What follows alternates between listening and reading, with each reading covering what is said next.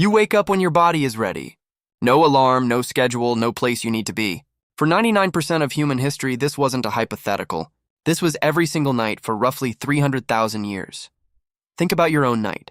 An alarm cuts through your sleep at a fixed hour. Your body has no say in the matter. You force yourself upright, disoriented, groggy, running on borrowed time. Now imagine the opposite. No clock, no deadline. Just your body, deciding for itself when to close down and when to switch back on. That was the normal human night for most of our species' existence. And it looked nothing like yours. In the 1960s, anthropologist Richard Lee spent months living among the Juhuanzi people of the Kalahari Desert, one of the last hunter-gatherer societies on Earth. He wasn't there to study sleep specifically. He was documenting how they found food, how many hours they spent working, how they organized their days. But what he noticed along the way reshaped how scientists think about the human night. There was no fixed bedtime, no fixed wake time. People drifted off when they were tired and stirred when they weren't. Some nights, someone would wake in the dark hours, sit by the fire, talk quietly with whoever else was awake, then drift back to sleep an hour or two later. This wasn't insomnia. This was normal.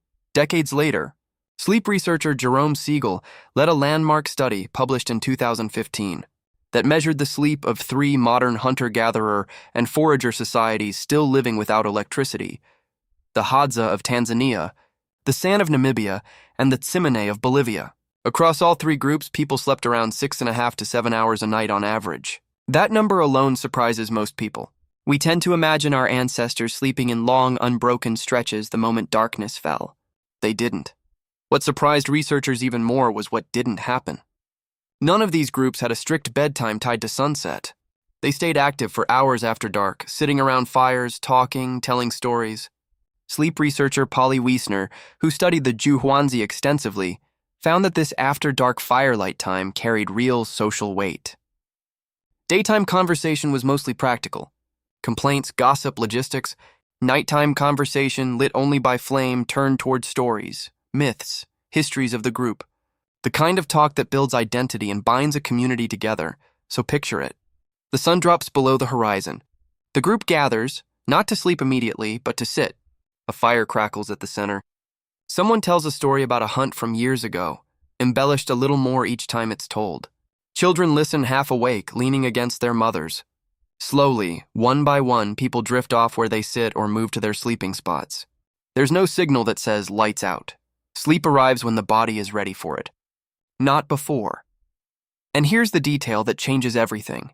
It appears many of these groups experience something researchers call biphasic or segmented sleep.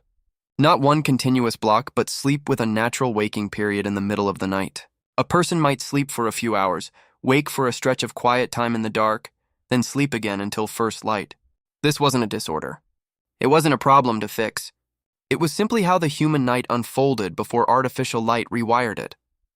Historian A. Roger E. Kirsch uncovered evidence of this same pattern buried in centuries of pre-industrial European writing. Diaries, court records, and medical texts from before the widespread use of artificial lighting repeatedly mention a first sleep and a second sleep, with an hour or more of wakefulness in between, spent praying, talking, or simply lying quietly in the dark. This pattern shows up across entirely different cultures and continents, which is exactly the kind of independent, cross-cultural confirmation that tells researchers they're looking at something biological, not just a local habit. So why did it disappear? Why do you sleep in one tight block, dread waking at 3 a.m., and treat a fixed bedtime as a moral obligation? The answer traces back to light. For nearly all of human history, the only light after sunset came from fire, and firelight is dim, orange, flickering. It barely nudges the body's internal clock. Your ancestors' brains release melatonin, the hormone that signals it's time to wind down, right on schedule with the setting sun. Their nights were long, dark, and loosely structured, so their sleep could afford to be loosely structured too. Then came industrial lighting. Gas lamps, then electric bulbs, then screens. Suddenly, night could be pushed back for hours. Work schedules compressed the available sleep window into a single urgent block. If you're only going to get 6 hours before an alarm drags you up for a shift, there's no room left for a leisurely waking period in the middle of the night. Segmented sleep didn't vanish because it stopped working for the human body. It vanished because industrial life stopped giving the body room to do it. Here's the counterintuitive twist. We've been taught that 8 hours of unbroken sleep is the gold standard, and that waking in the night is a sign something is wrong with you. But if the pattern etched into human history for hundreds of thousands of years includes a natural waking window, then waking at 3 a.m. and lying there, calm, unbothered, isn't necessarily a malfunction. For most of history, it was simply Tuesday night. That doesn't mean modern sleep problems aren't real. Chronic insomnia, anxiety-driven wakefulness, and exhaustion from too little total sleep are genuine issues. And segmented sleep only worked because the total time available for rest was generous, often 9 or 10 hours from first drowsiness to final waking. The problem today isn't that your brain sometimes wakes at night. The problem is that industrial schedules leave almost no slack around that wakefulness, so the moment eyes open in the dark, panic sets in about the lost minutes before an alarm. Now reconstruct the modern mirror. You lie in bed, phone light washing over your face at midnight, forcing your brain to think it's still afternoon. You set an alarm for a fixed hour no matter how the night went. You wake at 3 a.m., heart already racing, not because something in your body failed, but because you've been told that stretch of wakefulness means something is broken. Your ancestors, in that same dark hour, would have simply sat up, maybe stirred the coals of the fire, and waited for sleep to come find them again. No panic.